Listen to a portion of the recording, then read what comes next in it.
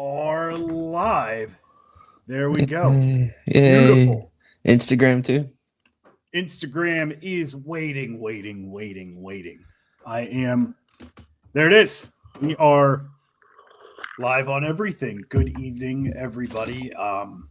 To the one person who has joined. Oh, it's Ryan Right. Parker. Hey, let's welcome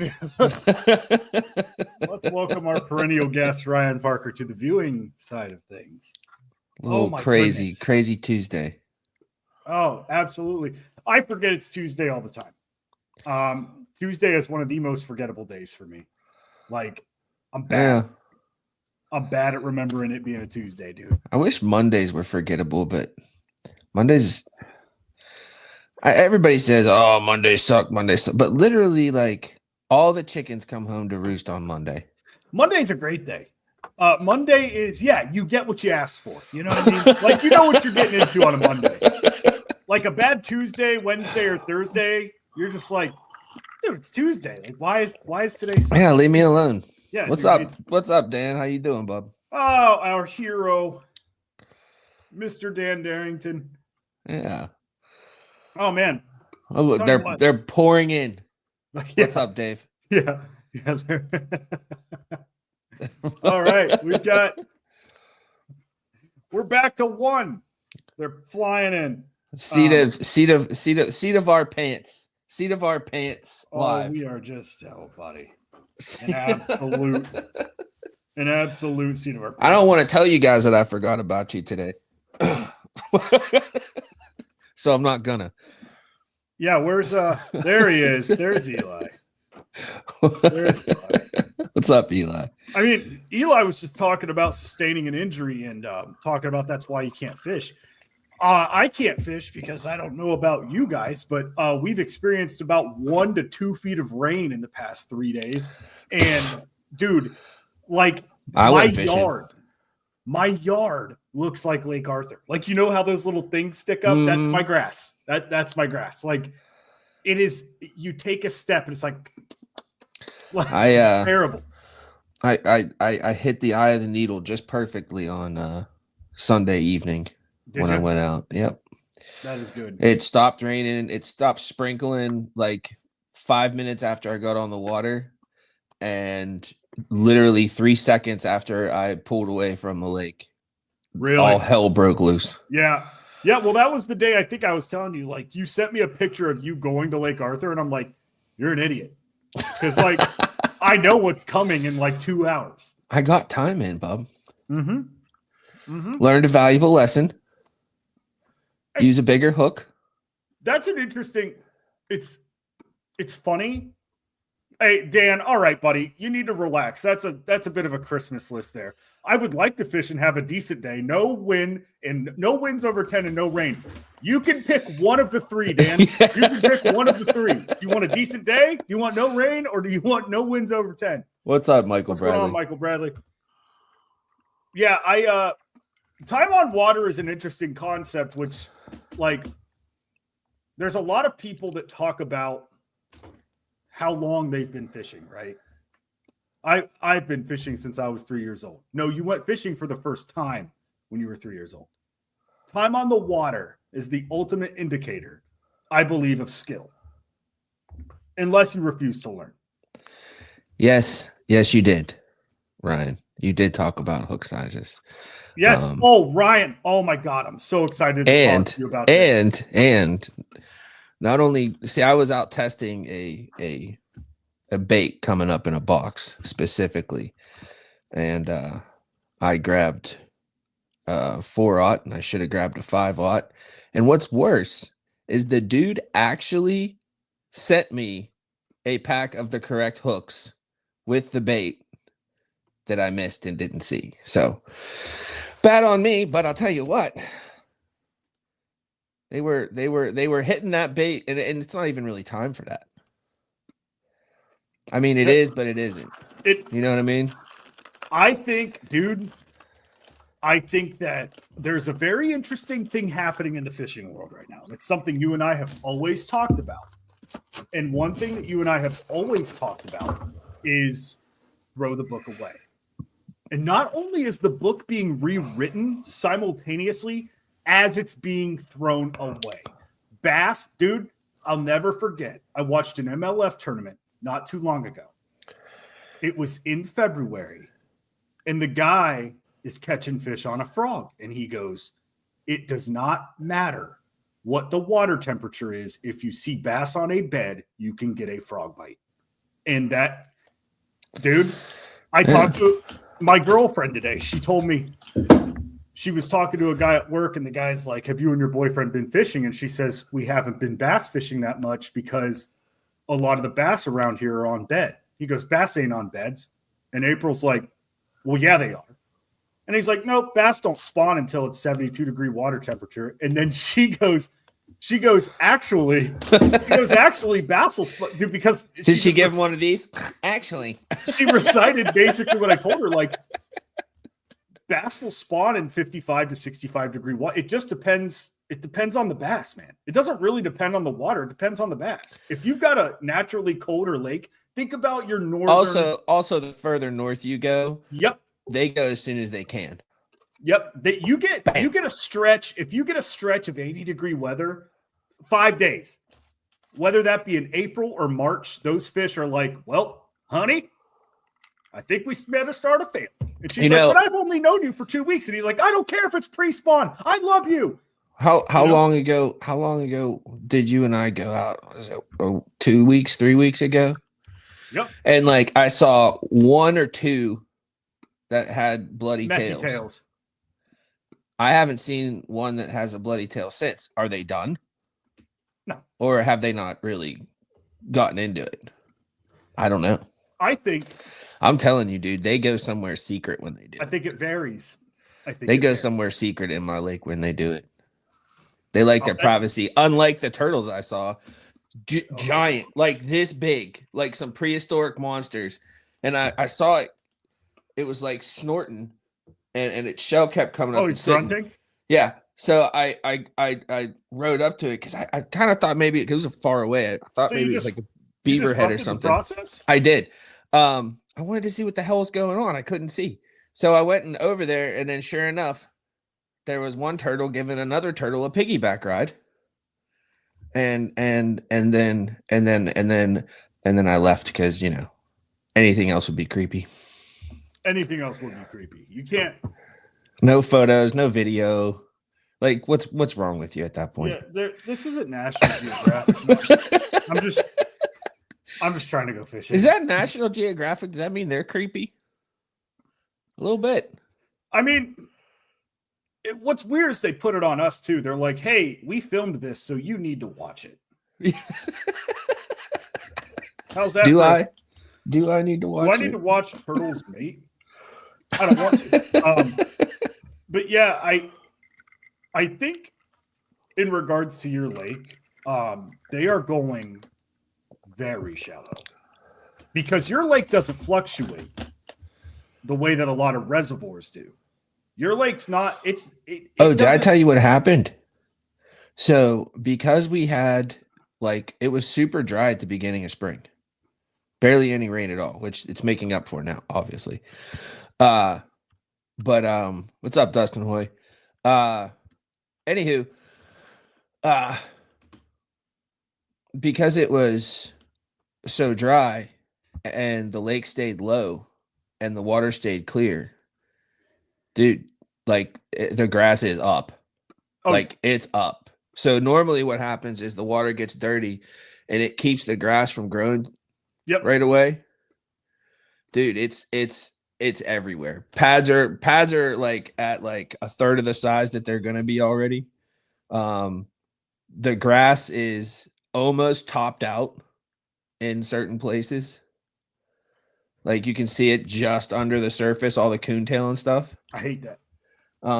Why? I love it. Bring the grass. The more grass in that lake, the better the fishing and the better the fish get. It's just the end of the story. It didn't start a downturn until they started spraying. Oh, that's every lake. Every lake, regardless of how bad the vegetation gets, and by bad I mean good. the second that they start removing an element to the ecosystem, fish are like, I'm gonna die. Like they like or they find the nearest tube and go to the other place that they want to be. Yeah, which is a fact. Everybody knows that. Yeah. When they drained Hoover, they didn't really drain it, but like they've been wanting to do dam repair. I don't know if it's even completed. Like it's been a thing for like 10 years where like in the fall, like I used to always fish a fall like Hoover Open. And it would be like the last weekend of October, and like we're pre-fishing up to like October 20th, and it's at like full pool. And then at like October 29th, they drain it 18 feet, and it's just like, oh, all right. Like, yeah, I guess, dude, it's crazy the way that they treat these, like, you know, the city ordinance bodies of water, because they can genuinely do whatever they want to it. I wonder if they actually have like little gates on the bass tubes to let the bass like, okay, we're gonna. All right, fellas, time for you all to go to alum. Yep. Yeah. It's like a canal system, actually. Well, I mean, 90% of the United States waterways are canals. It's like a lock system, is what I meant. There's bass. There are fish ladders. Fish ladders. There are, yes. That's a thing. That is a thing. There's a fish ladder in Michigan. It's really freaking cool. It is super cool. I've never seen one. They're really cool. It's like an aqueduct for fish. Neat. They're neat. It's like a staircase, dude. How do they get up to the next level? They don't. I don't know. I don't know if they go up. I don't know which direction they're going. They're fish. It's our job to know where the fish are. Oh yeah, because I'm gonna put you on a real big fish ladder pattern, huh? Yeah. Well, I just think there's been shopping cart patterns. There's been tire patterns. I got on a tire pattern at Lake Arthur. There's 4 of them, and there's always a bass on the tires. So, fish doorbells in Norway now. Ryan Parker, you heard it here first. So, there's a tube, obviously, if you're paying attention, between Alum and Hoover, and maybe they're stuck in between the gates, and that's why some people just aren't catching as many fish anymore, because they're under my house. What's up, Andrew? How you doing? Nice to see you. Oh, look. We got the score from the old Columbus Expo. Yep. Mr. Hayes is here. We've got Magnum Baits on the old Instagram saying hello. And again, let's just bring up another talking point that seems to be perennial at this point. Buy reg sticks. What are you doing? Yeah. Buy reg sticks. Buy them in the dark horse tackle color. Buy them in black and blue. Buy them in PNW. Buy them in cabbage, thunder cabbage. Just buy a pack. Oddly enough, I have sold thunder cabbage. I've sold PNW. Nobody buys the black and blue. A crap ton of dark horse. Nobody buys the black and blue. Nobody's buying black and blue. And I don't know why. It's so weird. Is it out of fashion? That happens. Black and blue and black and red are a color that people overlook the crap out of. Black with chartreuse tail. The second year I fished Lake Arthur ever, I would go around killing them on a black neon tube. Last year. A big one, like a flipping tube. Like it was like a coffee tube or some shit. Right. I know what you're talking about though. Just a big 4 or 5 inch tube. Yeah, they weigh like a ½ ounce, and you need they're heavy and they're big. And dude, black neon is one of the I'm a simple guy. Look, we talk about Andrew Hayes being a simple guy, but like when I'm in tournament mode, like Ryan Parker talked about a while back, like when I'm in tournament mode, dude, it's like 3 colors and 3 baits on my boat. Like it is crankbaits are black and chartreuse, some form of sexy shad, and IU, and like a blueback chartreuse. Senkos or stickworms or reg sticks, they are going to be an electric shad or some form of green pumpkin or a black and red or a black and blue. Like Flipping baits, same deal. It's a brown or it's a black. Like that's it. It is dark colors. It is contrast. It is lock in time. Like there was a color. I'm liking brown more and more. Oh, Oh my God. So Parker brought something up last live that inspired me. Huh. And he was talking about throwing those little baits with as big of a hook as you can get away with. So I went out and I bought some mule fishing. Oh, what does he call it? The bug. Yeah. I'm going to look it up real quick. It's that one from the creek guy. Wish I could remember his name, but I can't. The bluegrass bug. Yeah. It's the creek. I can't remember. It's a YouTuber. Actually, Dave was just out fishing with him in Tennessee. Alex Rudd? No. Either way, I bought a bluegrass bug, and I'm so excited to throw it on the biggest hook possible. And I'm thinking to the point, dude, like this. I take it, Texas rig it, and I take the hook all the way behind the bug. Like a tube. And I'm going to stick a nail weight, a Wicked Weights nail weight right there in the middle. And I'm just going to pitch it and just let it. Necco wafers. I'll just let it sit there. You said Necco. Now. Is it Necco or Nico? Necco. I say both. It just you remember Necco wafers? Did you ever have those? Oh, buddy. I love me some Necco wafers. I love them. Everybody gets so mad about old-timey candy. Oh, they don't have flavor. Oh, I'm sorry they're not filled with high fructose corn syrup to the brim. I'm sorry it's not made with a chemical that can start your car. I'm a simple man. I like crappy candy. I don't know. I think at the time they were making Necco wafers, they probably were putting they're probably putting lithium in or something. Molasses, gasoline. Have some lithium with your 7-Up and your Necco wafers. Our good buddy Nick DeShane said brown is just a depressing color to throw. No, but I think it's very effective. I say color because he spells it silly. And I think therefore it works. Because that's how fishing works. Browns, like it's funny because like I've gone out to my home lake and I've put on 4 of the same brand stickworm. Anybody can guess. And I've done a bone, I've done a green pumpkin, I've done a shad, and I've done a brown. White, shad, and green pumpkin will catch. But a brown stickworm for me, nothing. Yeah. Like, really? It's so weird. One color that's super overlooked, root beer pepper with green flake. Dude, root beer, that nice little brownish yellow color. Oh, guess what? Yes. So that lure I was testing the other night, the one that's coming up in a box here real soon. Oh yeah. He's given us the dark horse color, and he's given us black with purple flake. So that's another color I love. I think it was Yum Baits that made it. They made a specific one. It looked radioactive. They called it black light. It might have been Zoom, actually. It was either Yum or Zoom.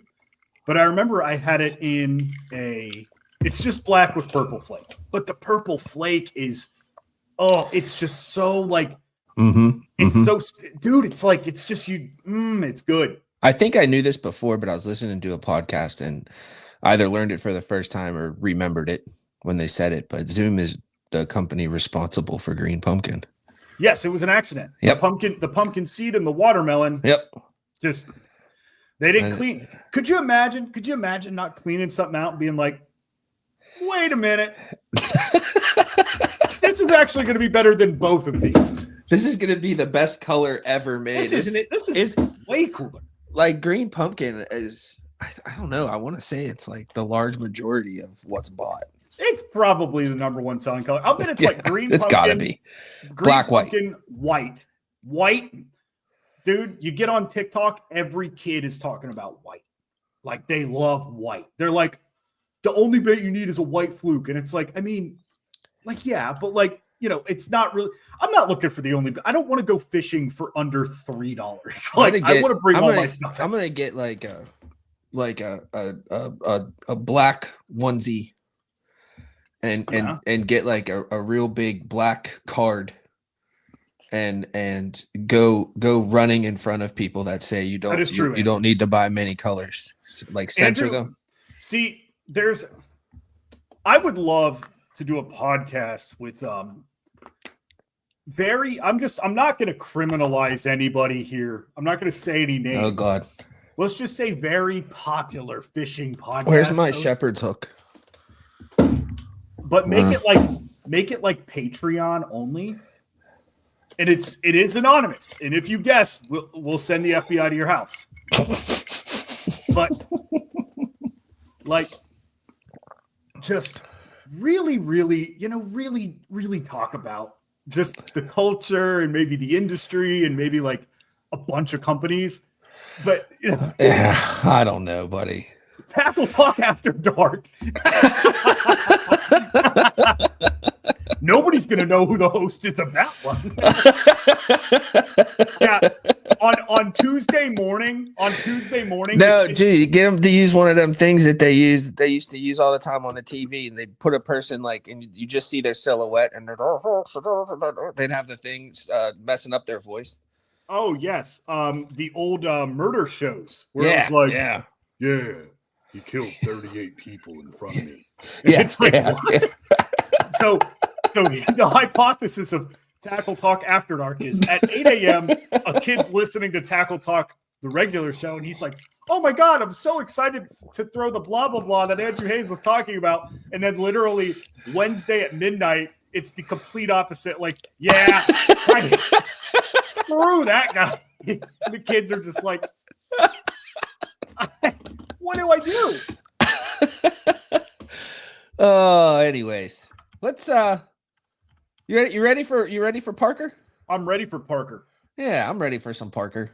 Introducing Dark Horse Tackle's favorite co-host. Is our favorite Parker. Here's Ryan Parker.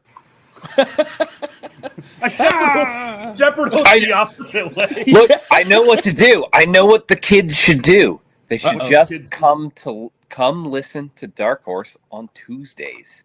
Yeah, there you go. That's it. That's all they need to do. Yeah, walk away with a head full of knowledge and confusion. There's nothing like we're a group of dudes who talk bass fishing with no, nothing like a loving note from your business partner. Now let's talk about white. You want to know something funny? I had to get my BYOB out because I had just added those to my own personal BYOB. Let's talk about white. Let's talk about white. We're not actually talking about white. We're talking about what's on this swim jig because I did something while I was down in Virginia. And sometimes you come up with find things that are like semi-accidental, right? It's not necessarily that this was fully an accident, right? Like I knew what I was doing by choosing this trailer on the swim jig. I was like, ooh, this adds bulk, doesn't add a bunch of lift and stuff like that. I kind of have to explain that fishery to explain this. And if you're familiar, this is the Core Tackle swim jig, 1/4 ounce, which I know that's weird for me to fish something so light. But this is if you've watched Matt Steffen's video about floating swim jigs, the Core Tackle one does that so well because of the way, Core Tackle distributes the weight along the shank of the hook. So this thing never really wants to plummet nose first like most jigs. Like it kind of just sits horizontal, and in current, you can just pop your slack and literally float these things like really subtly next to logs and rocks and whatever. And I just got back from Kayak Adventure Series. I was fishing the Stanton River. Stanton. I don't know. Everybody calls it Stanton. There's a U in it. So Stanton. whatever it was, but these big smallmouth were like down in these rocks in fast current, and I was basically trying to float this over their heads and get them to hit. But what I've noticed though, this, like, I was just dead still in current, and this bait was just hanging in the water, and I learned that the Arsenal ballistic Ned is an incredible swim jig trailer. It does the zoom trick worm thing where it just sits there and swims a really tight little wobble, and that was super cool. It doesn't really add much lift; it adds a lot of bulk. But yeah, as a swim jig trailer, try out those ballistic Neds because it's awesome. Like, we all know what that pintail, and if you don't, if you haven't seen these before, they have like a really fast taper into a little pintail. Yes. And what that does is, the way the water comes around it, it just makes that little pintail go nuts. So like, it works really well as a Ned because it doesn't, when you're doing nothing, it does a lot for you. Well, let's not forget just the way the bait is built. Yes. Like, you've got that. If the you half look, of the bait yeah, is solid. I don't know. And then If you look down then you've got all this. if you look down through the ribs, you can see the taper of that tail starts way sooner than it appears to. And that as a bottom bait is like a do nothing kind of bait is fantastic because it's doing, especially in moving water. Yeah, it's doing all the work for you. If This is why like the old trick worms and stuff were like, one, like, they're still a staple down in Georgia for shoal bass. Like, if you want to catch spawning shoal bass, chuck a trick worm up into those waterfalls because those tails just go nuts in current. It's the same concept. Yes. And I think, we've seen a big trend here recently in like these pintail style minnow baits for forward facing sonar, but also as like bladed jig trailers, because if you want to make a bladed jig hunt, take away any sort of ballast and keel that it has, and they hunt a lot more. So there's and I know we've had a trailer. We've talked about trailers before. This is a little bit of a different vein. There's a lot of talk we can do about trailers. Yes.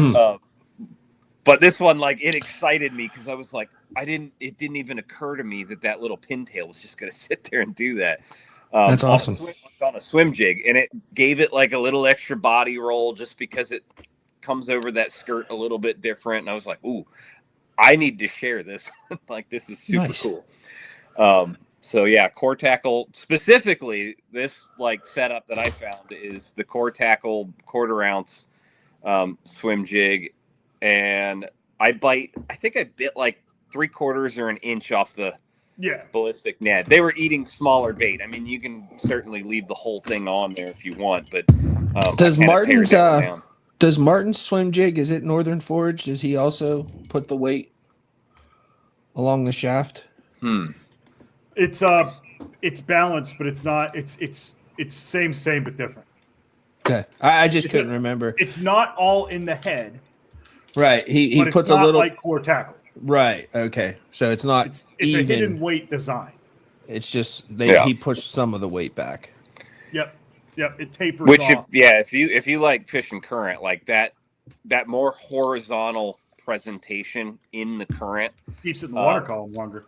Yeah. It's like, to me, it kind of like, I like fishing flukes, but I don't like fishing a lot of spinning rod stuff. Not the hidden. Okay, I couldn't remember. Okay. I was going to open one up, but then I remembered that his packages are sealed. Yes, they are. So I can't open it. No stealing the inventory. No. Yeah, it's so like these for me, as far as like a power fishing, kind of a power finesse presentation, that floating swim jig thing in current, it like replaces a spinning rod with a fluke for me. Right. Like this is much more of a gaff of a hook. Like, I can throw this on straight braid and you know, and get it through way more than like say a nose hook fluke or whatever. And I'm getting that same fish to come out and react to that bait as I would, with a more finessey kind of The thing. nose hook fluke is so 2024. That seemed to be like, I was we paid attention to a lot of kayak adventure series stuff last year, and it was like every time we'd go to one of these weigh-ins or watch the weigh-in, the guy's just like, oh, nose hook fluke. But the trick is you got to put the hook in this way. And it's like, I'm recognizing a pattern here. It does good on rivers, huh? All I'm saying is they never threw a nose hook fluke at all last year, so. Yeah. So actually, it wasn't a fluke at all. It was something made by Z-Man. Anyways, so tell us a little bit about how to go down there. It was a frustrating kind of. I should say Kayak Adventure Series in South Boston, which is in Virginia. South Boston. I had a bit of a frustrating couple tournament days. Just I was on the right fish, and I can say that with certainty because the guy who caught 94 inches of smallmouth, finished third, and he was right up. Like I saw him. I knew I was on the right fish. It was. If you saw my Instagram post the other day of that big one blowing that plopper style bait just clean out of the water, I had a lot of battleships. Yep. Blow that bait out of the water and never connect with it. The 3 days leading up to it in practice was it took it's what we all live for, like just constant violent top water for 3 days of practice. Like I had to I cut the hooks off of the bait so that I could just keep throwing it and experiencing it without catching all the fish that I needed for the tournament. Nice. And then they all missed it during the tournament. I was like, I want to go back in time and put the hooks back on that bait. Just keep throwing it.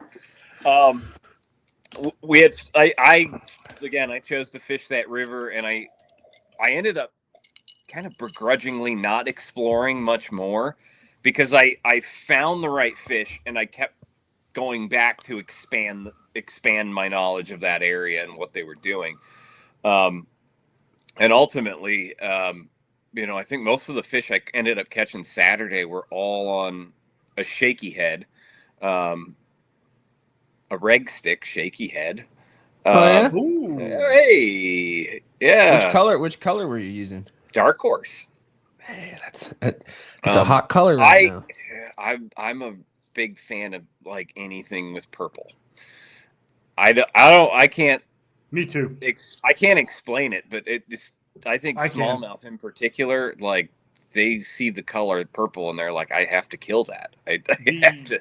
The purple specifically in the Magnum bait in overcast weather is dark, and when it's sunny, it's somewhat translucent and almost silver. So it's just it's like a double threat. Makes sense to me. What I did notice though is a lot of those fish, I started noticing stonefly, skin husks stuck all over the rocks. Nice. Put the top water away, and I went over to fishing that, and I started catching fish in little pockets in the white water, and they were all literally, it was like a horror movie. If you looked in their throats, there was 20 or 30 stoneflies just in their gullet. It was like, oh geez, oh yeah, that's what they're eating. Yeah.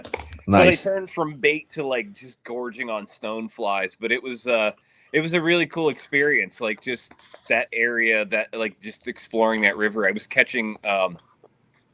I will always be amazed anytime I see it, or see the survival of bass in general, because we're talking about spawning fish and they're water temperature. If they think it's warm enough, or if they're getting enough light penetration and sun, they're going to do it. They're going to do that thing because, biology has wired them to survival of the species. Right. Dude, I'm not even kidding you. I have a waterfall on one side of me going over this boulder. I have class 2+ rapids on the other side, and there's a smallmouth right in front of it guarding a bed. I watched it like blast like 4 3-foot gar off the bed. It was like just the angriest fish ever. And I caught it. It was 18 and a quarter. I put it back, and I just to gauge, because I couldn't actually visibly see the bed much anymore. So I was like, I don't think this fish is going to be here for the tournament anyway. So I'm just going to catch this one just to have some fun. I put that one back and like pitched a creature bait over there just to gauge its mood. And I was like, oh, I could catch this fish like 4 times over. I'm not like, I'm pulling this out of here. But, like ripping whitewater on 2 sides of this boulder, and there's a bed right in front of it. That's awesome, man. So it was such a cool area. And my God, the diversity in the top 10, represented in the top 10 of the Kayak Adventure Series, there were 8 different bodies of water. And so if you want, I think the winner caught all his fish in a lake. Second and third place were 2 different rivers. The next 2 down were 2 different lakes. Like, it was all over the place. But like, you want to talk about an area with a lot of good fisheries within an hour. South Boston, Virginia. It's so largemouth. Pick your poison. Largemouth won the day, huh? They did, but because largemouth are king. Narrowly. The top 2. It was largemouth and smallmouth, and it was like less than an inch between the 2. Wow. So yeah, and it was. I heard Wade Clements maybe lost from Yakutak, might have lost a 23 at the boat. Crazy. Smallmouth. Would you just go home? He had to be there for promotional purposes. And like if you saw it and you're like, that's a 23. Like, you guys go without me. I don't sit here and think about what I did. I'm gonna sit this one out. I'll sit this out today. 2 22-inch largemouth caught. One of them was by a kid named Oliver Lee, who's 12 years old. And they drove down from Minnesota. And actually, his dad was a dark horse winner last year. Elvis at the Wisconsin River, and Elvis finished second. Nice. On a whim, he's a lake fisherman. On a whim, he tracked down a blank electronics pod and put it in his kayak. And just because they made the drive, they're like, let's just go. We did a lake yesterday. Let's just float down a river, No way. And he ended up catching like 95 inches of smallmouth. Wow, that's awesome. Floating down the river. So, yeah. Cool. Looking forward to the Ohio one. Yeah, that's next, right? Yeah. So it's going to be June 12th and 13th, I believe. Yeah. I'm actually going to finish up at the Ohio Kayak Adventure Series and go directly to the St. Lawrence. Nice. Yeah, I'm excited. It's I had that rough go in Virginia, so kind of unlike me, I didn't bounce over to the after party after the awards. I usually like to just stop in there and I don't like to do the Irish exit like fully. I usually leave that night just so I can get home and unload and get ready for work on Monday. But I ended up jetting immediately after the awards and made a good push on the road and fished the New River a little bit the next morning. And it rained all night, like all that rain was coming through. So I'd never been to the New. I've never fished it, and I just kind of picked a place that was a reasonable drive for that night after being awake at 4:00 in the morning. And I was in the gorge, like National Park, and it was ripping pretty good. Like it wasn't crazy, but it was moving. So that was cool because you show up to a place you've never ever been to. Yeah, how'd you do there? nothing giant, but I caught a dozen smallmouth in an hour and a half, and I was like, okay, I'm I not got going to this. complain. Yep, I remember I do know how to do this. All right, it Yeah. was just the fish, and like I put brand new hooks on that dang bait too. It's like, come on. Sometimes All right. it just doesn't go your way, and that's all right. No. Well, I put a reel on that TFO rod Yeah. and took it out to go test the bait Sunday night. Are you thanking me, or are you selling it to me? Well, it is doing what I want it to do so far. I didn't actually land a fish on it, but I'm pretty sure that's because I had too small of a hook for what I was doing. So we'll see. I need to see if casting far is very important.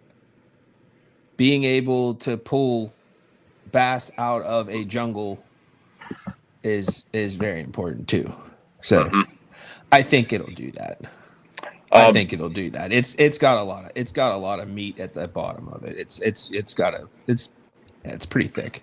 Speaking of that, I just wanted to circle back around to the bluegrass bug. I did throw that with a. Did I get I think I was able to get a 4/0 straight shank in there. Dude, I might flip with it. Like, I'm thinking like something I like was. that. I had that on a 3/4 ounce tungsten, and I was literally flipping it in the holes between the rocks up there, and I caught a couple fish doing it. And we'll save some of that for another day, because that's a that's a good tip for in a couple weeks. Yeah. Oh, yeah. So there we go. There's a little sneak peek. A little hint. A little hint. All right, buddy. All right. Thanks, Ryan. We'll get you here in 2 weeks. Yeah. Cool. All right, Ryan. We'll see you, buddy. Later, y'all. That was Ryan Parker. It was. With a tournament recap, some tackle tips, and just plain good conversation. Our favorite Ryan Parker today. 2 weeks will be a decent recap for. Never mind. 2 weeks is May 20th. I was thinking June. That's funny. No, we got about a month till all that goes down. Yeah, we got a good. We got to come up with a plan, buddy. I'm coming to Ohio. Yeah, you just stay here and drive. And then we go fishing. Yeah, it's actually cool. Ironically, in regards to the kayak adventure series, minus the time we went to Michigan. It's going to be the closest we've been to all of the fishable water. Like, I know the events happening in like Kettering or Dayton. I don't Springfield. But like that drive in Kentucky haunts me. It haunts me, dude, because it makes me so mad to be like, oh, let's go river fishing. Like, we could have gone to that damn lake and done some work because people were catching fish. And the next day was the worst. The next day was the worst when I walked down to the river or walked down to the bank, and I'm just watching like 15, 16, 17, 18-inch bass just corral and bust on shad. And I'm like, oh, I could have just thrown my kayak off of the deck. Yeah, just rode the kayak down the hill. I literally could have just rode the kayak down the hill, taken a weightless stick worm, and gone to work. A reg stick. A reg stick, yes. Yeah. I was looking at the calendar on my phone, just still, dude. It's gonna be a busy couple of months. Hey, I probably have the busiest 6 days of my life in front of me. Look, I've got a bunch of deadlines to meet. I've got dark horse tackle deadlines to meet. Yeah. I've got exploding brain. We've got the Tackle Talk Bass Essentials. It is available for purchase. Pre-order. A pre-order purchase, if you will. It is a genuine kit. It is all you need. like if you are, whether you are just starting or you are an experienced angler, this is not a training wheels kit. This is not an expert's kit. This is a kit that anybody can use. And that's what makes it so unique. I've said it before. I'll say it again. It is the most complete box I've ever seen. Obviously, our monthly boxes were hemmed in by price, and it's it's something that pertains to the month that's going on. But this box, man, wow, it's $79.99, and it has I think just over $110 in retail value in it. That's huge. It's huge. It's a big deal. I mean, it's a huge deal to us. It's great to work with Andrew Hayes again, and we're very thankful because guys, Andrew isn't making anything off of this. Nope. No, he just did it because he's cool. He's just a cool guy that's a friend of ours. And again, this is a pretty much just like an all year box. Like there is something that can catch a fish in this box all year round. Mm-hmm. There's topwater baits, there's jigs, there's worms, there's hooks, there's sinkers, there's plenty of baits in here that can get you where you need to be. We had to get a bigger box. We had to get a bigger box. We're going to need a bigger boat. We're going to need a bigger box. Speaking of boxes, just something that I want to highlight from the April box, because it is, it's that time. It's that spawn time. It's that time of year where, the bass are either guarding a bed, making a bed, or, just straight up not moving. We're going to talk again about the Danny Joe floating worm from Catch Outdoors. Now, if I could ever get to Lake Arthur when it's not blowing 40 miles an hour.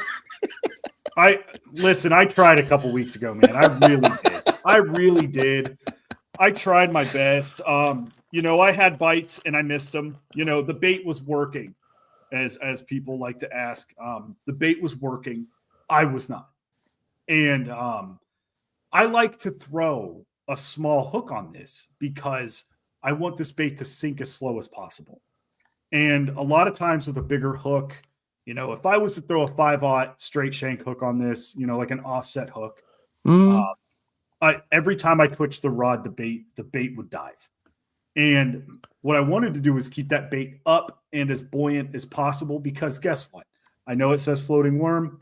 When you add some weight to it, it's going to sink. Hooks have weight. So I'm using the lightest of light wire hooks I possibly can. Light wire, 3/0. I almost thought about using the offset finesse hooks that we used to sell. They are on sale on our website right now. They are 50% off. 50%. Yeah, off. I highly recommend. Once those hooks are gone, we're never getting them back. And I highly recommend that you guys go on there because it's literally a steal. Yep. Those are our entire lineup of Vector is on sale.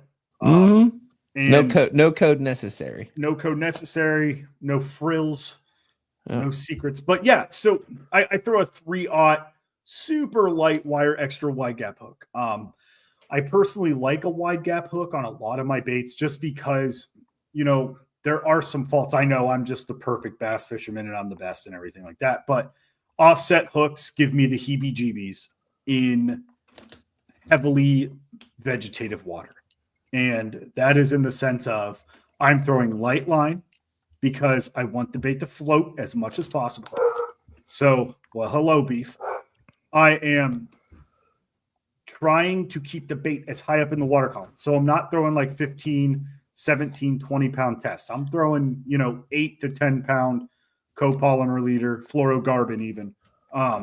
And just driving that hook freaks me out sometimes because I have a tendency to really give them the beans.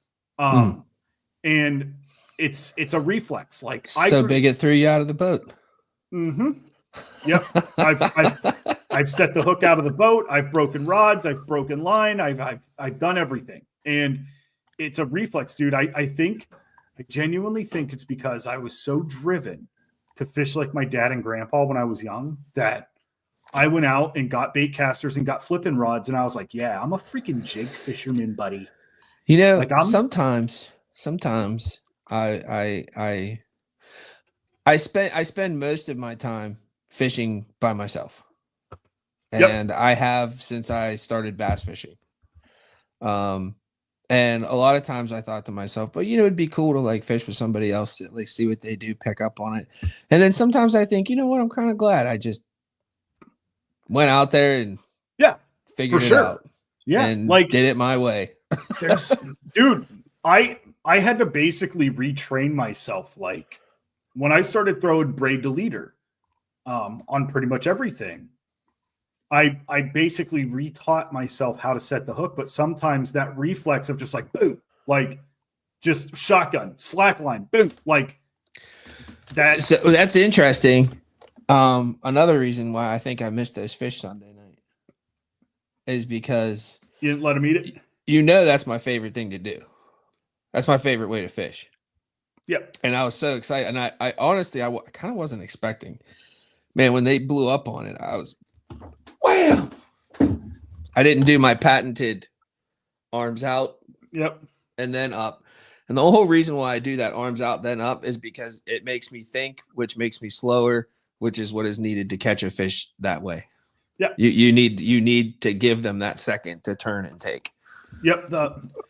When it comes to fishing a bait like we like to do at Lake Arthur, or just like frog fishing or topwater soft plastics, for me, it's a rhythm thing.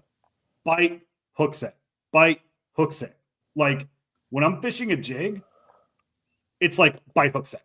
Like right, it is right, immediate. Like if I feel that bump, dude, I'm not even taking a chance. Like it's like immediately. And it's funny.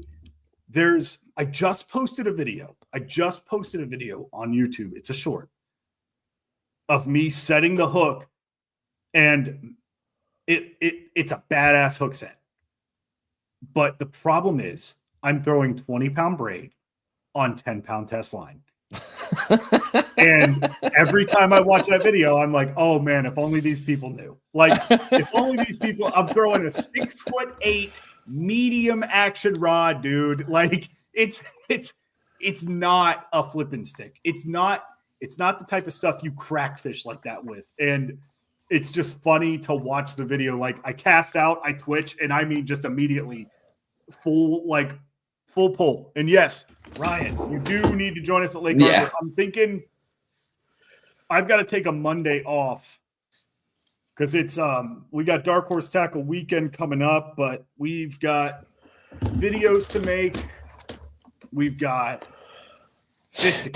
we've got so much to do. We've got a lot to do.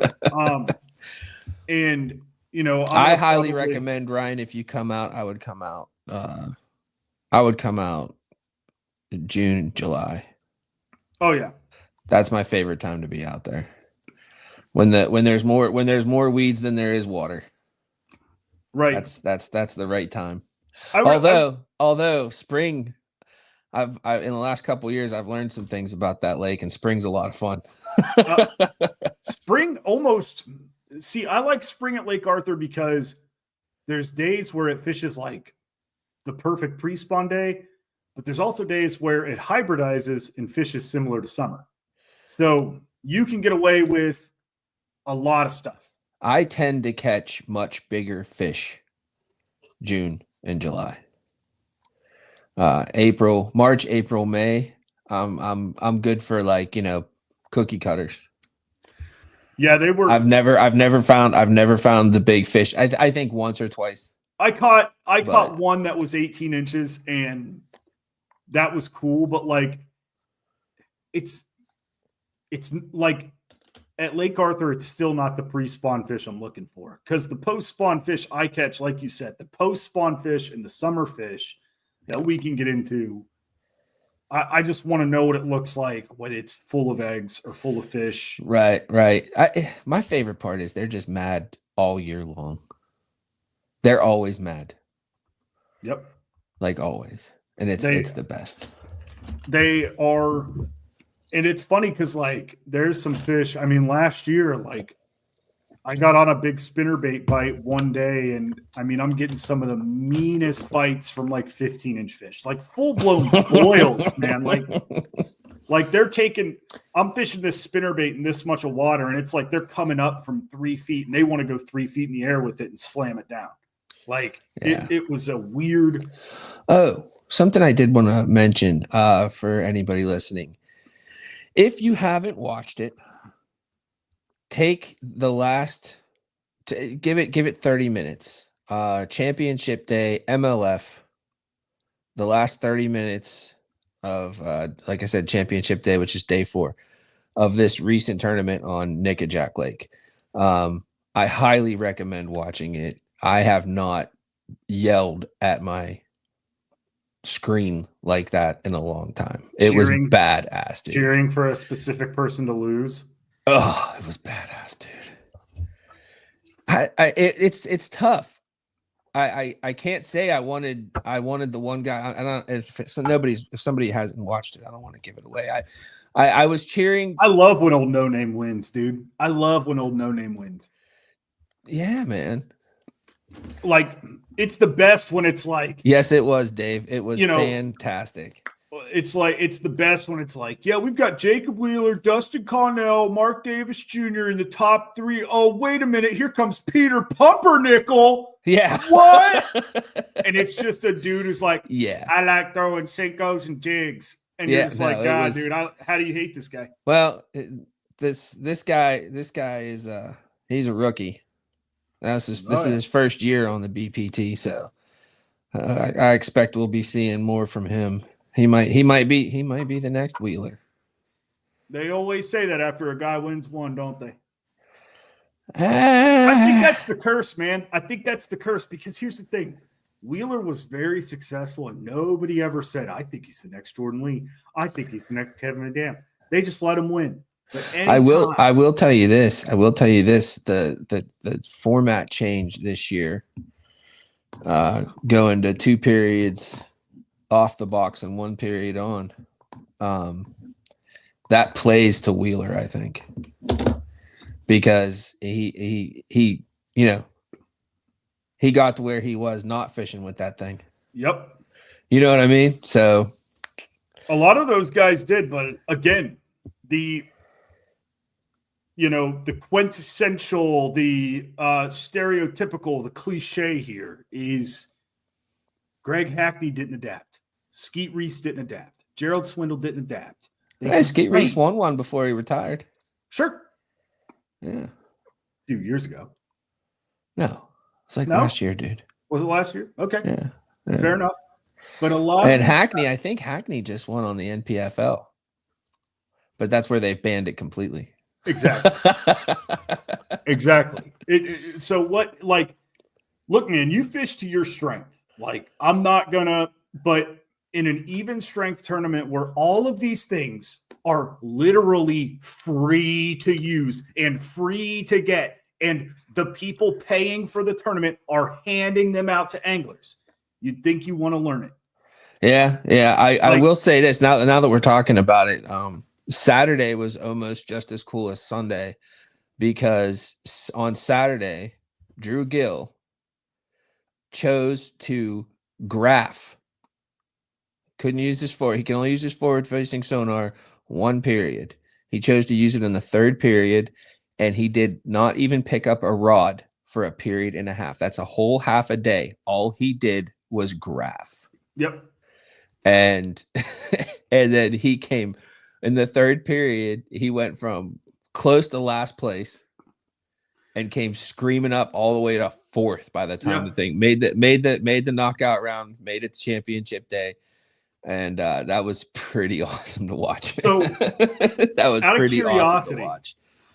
what do they determine as graphing?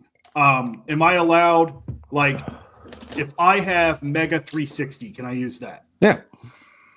Oh, well, that. He was idling. No, he was literally graphing, like idling. So if I have down scan and I can see shadows of fish, that's okay. But if I'm using forward facing sonar, it's just forward facing that you're not allowed to use. That's crazy. Like, that's crazy, dude. Like, that's such a weird thing to complain about at this point. It's like, because, dude, like, down scan is like, it's not that. Listen, dude, I know there's a lot you can do with it, but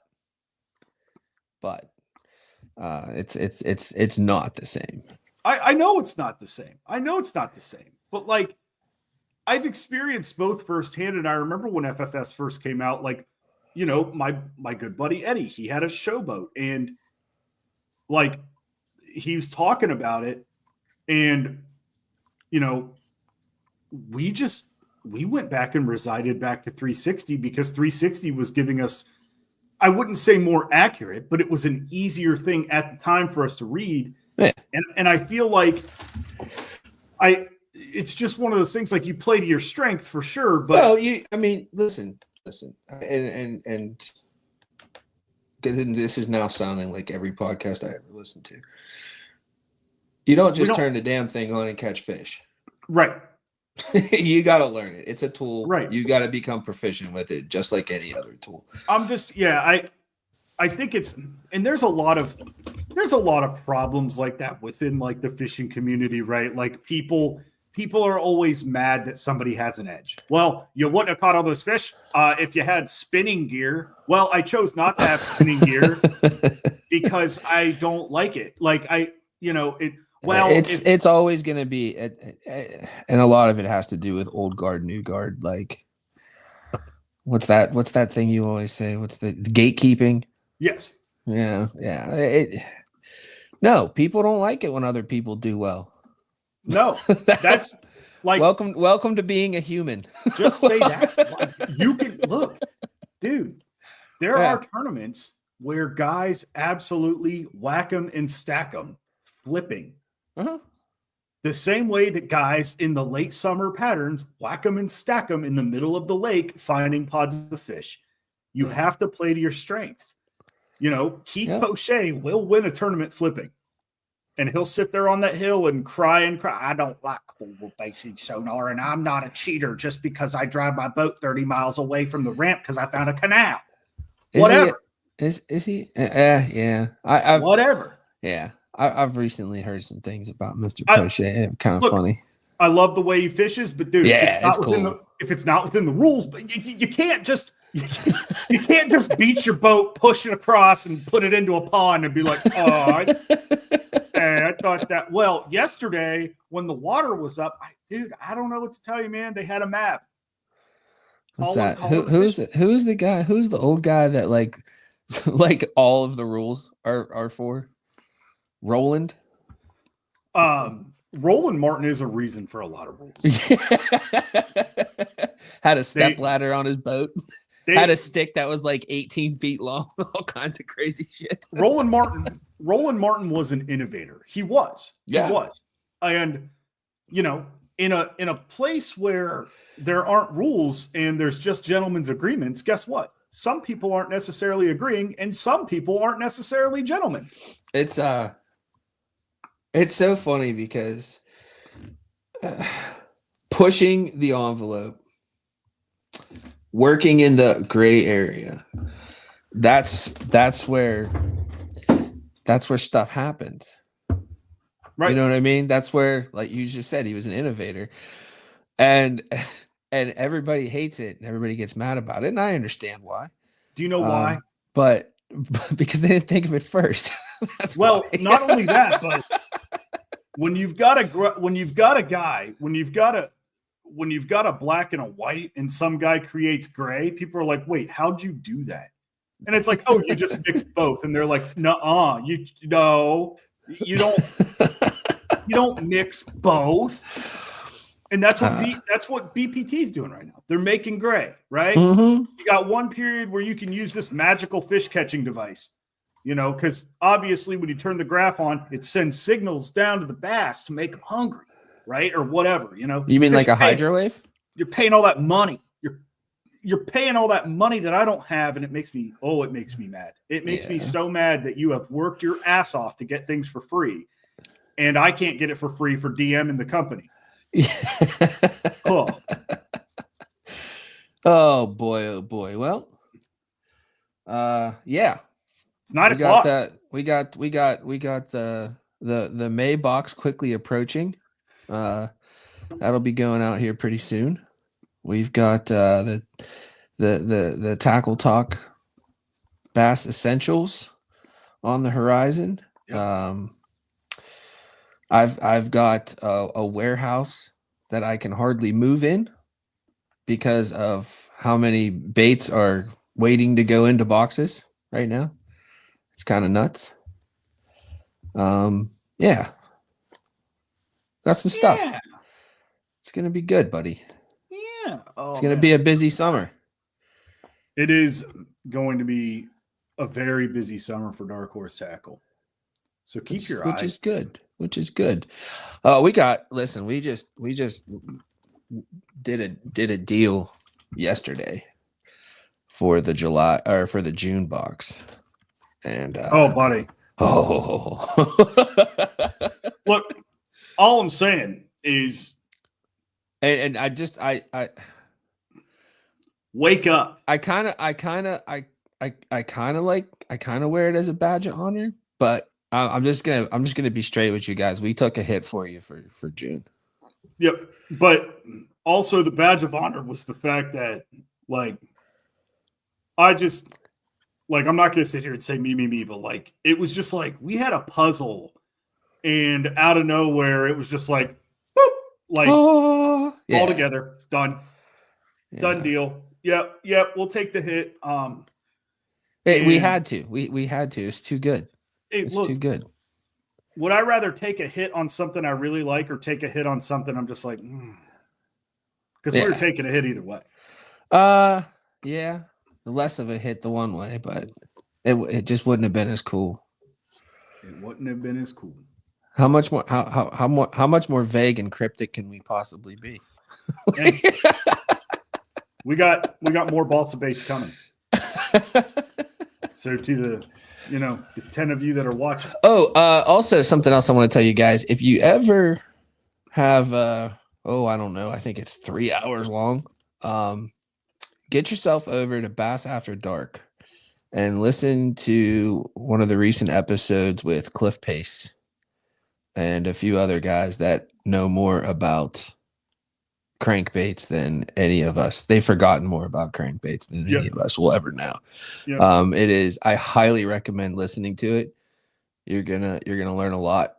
It's also just very interesting to hear. But Bass After Dark, and it's something about, I think it's called how to work a crankbait or something like that. But it's got Cliff Pace on it. I'm gonna mess it up.